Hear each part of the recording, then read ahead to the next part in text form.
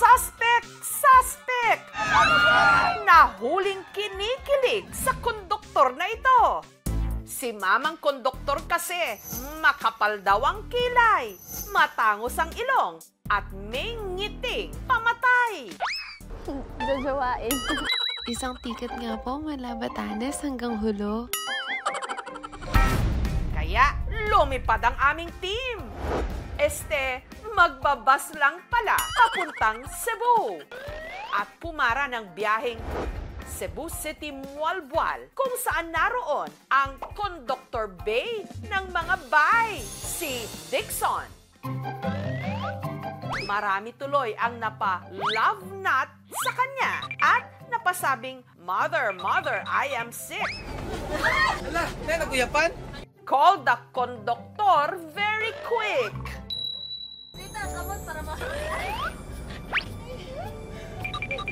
Ang taga-ticket sa bus, hindi akalaing ang isang simpleng video ang magiging ticket para magka-interes sa kanya ang publiko. Nalipay kay pan mga kailangan ng konsert nga ni support ba.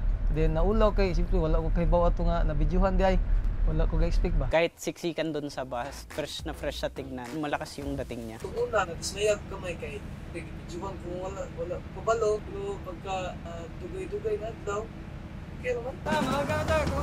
Sa 6 na taon na pagkukonduktor ni Dixon, hindi raw ito ang unang beses na may nakapansin sa kanya. May mga pasahero nga magpa-cute-cute, may smile ko sa mga pasahero, akong kindat-kindatan, malambing yung tono. Asa ka manawag ma? Pwede ba sa puso mo? Kung marami sa mga pasahero, parang mga mandirigma kapag siksikan sa bus. Si Dixon, parang bagong ligong baby pa rin. Dixon, freshness reveal naman dyan. Siyempre, maligo, perfume, para fresh. Para hamis ang now, magamit ako papaya soap o lotion. Hilig ko kaog mga utan. Nag-exercise ko mabuntag. Bata pa lang, pangarap na raw ng tubong Negros Occidental na si Dixon na makapunta sa kung saan-saang mga lugar. Pero kung ang iba, tuto pa rin ang dream na ito sa pamagitan ng pagiging flight attendant o piloto. Si Dixon, noon pa man, target na raw talagang maging konduktor. Ang pagkonduktor kay free ticket na ko para makatog ng lugar. Sa pagkokonduktor din daw kasi sila binuhay ng kanyang tatay Donald.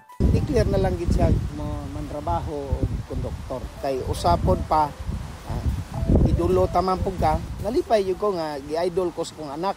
Ang dalawa niyang kapatid, mga konduktor din pala. Opo, si Dixon, galing pala sa pamilya ng mga konduktor. Masaya ako sa trabaho ko bilang bus conductor kasi kapag umuwi ako sa amin, hindi na kailangan pa magastos. Pamilya, libre din. Maasahan po sila, masipag po sila sa trabaho. Taong 2018, nung naging konduktor ng bus si Dixon. Tara, sakay na!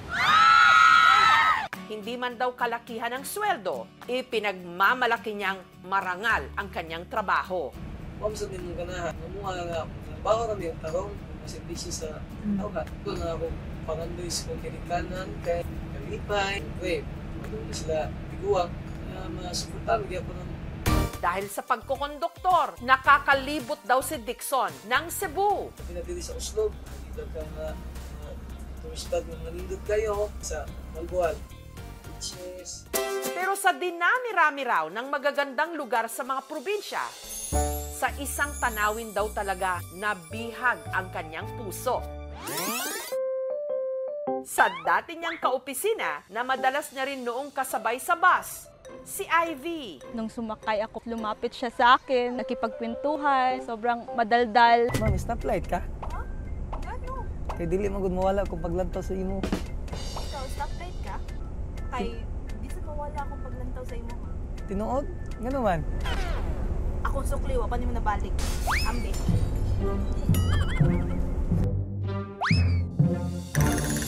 Super drained ko kasi that time. Bigla siyang nag-ask ng number. Binigay ko kasi sobrang kulit niya.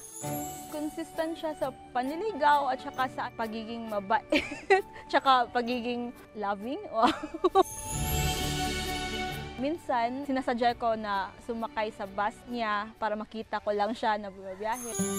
Kalaunan, naging sila at tinahak ang kanilang road to forever. Meron na sila ngayong 2 anak. Ang dagan sa mga kinabuhi. Like, para nagbas nga, maginay lang, kapag yung ginagman. Solusyonan naman dito.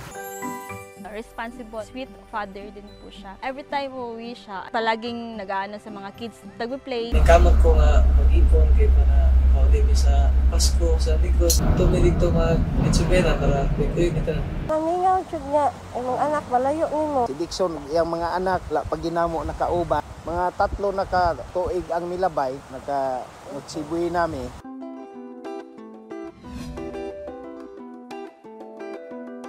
Araw-araw man daw nadadaanan ni Dixon ang mga ipinagmamalaking tourist spots sa Cebu. Aminado siyang hindi pa niya napapasyalan lahat ng mga ito. Kaya sa araw na ito, tigil pasada muna siya para siya naman ang mag-enjoy sa Kawasan Falls sa bayan ng Badjan kasama ang kanyang misis. Mabuhay! Welcome to Kawasan Falls!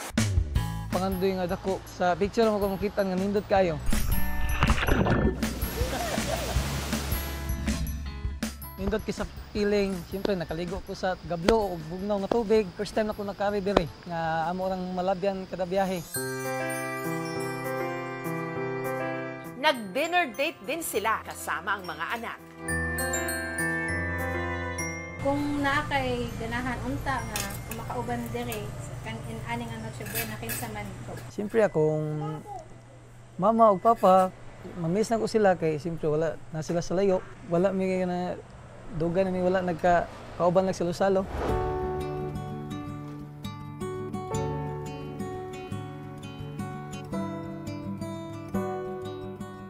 Ang hindi alam ng mag-asawa, espesyal ang magsuserve sa kanila. Walang iba kundi ang kanyang tatay Donald at nanay Russell na bumiyahe pa mula Negros Occidental pa Cebu para lang makasama silang muli sa Noche Buena makalipas ang 3 taon. Kauban, kawit love, kagiti love.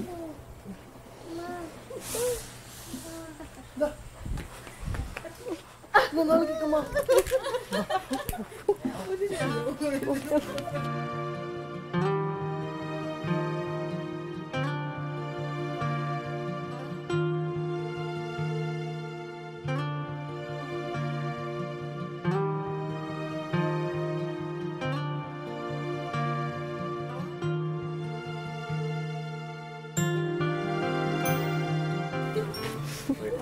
Kagiti.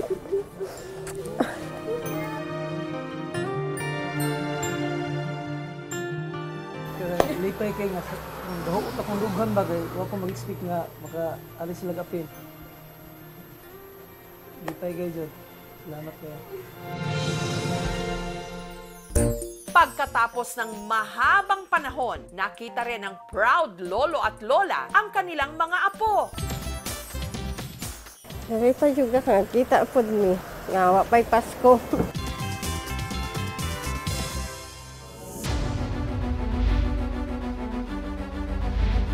Gusto mo bang mag-travel at laging may hawak na maraming pera? Take it from Kuya! Mag-konduktor ka! Tara, sakay na! Happy 20th anniversary mga kapuso! Para sa iba pang mga kwentong KMJS, i-follow lang ang KMJS Facebook fanpage at ang GMA Public Affairs Facebook account. Mag-subscribe na rin sa GMA Public Affairs YouTube channel.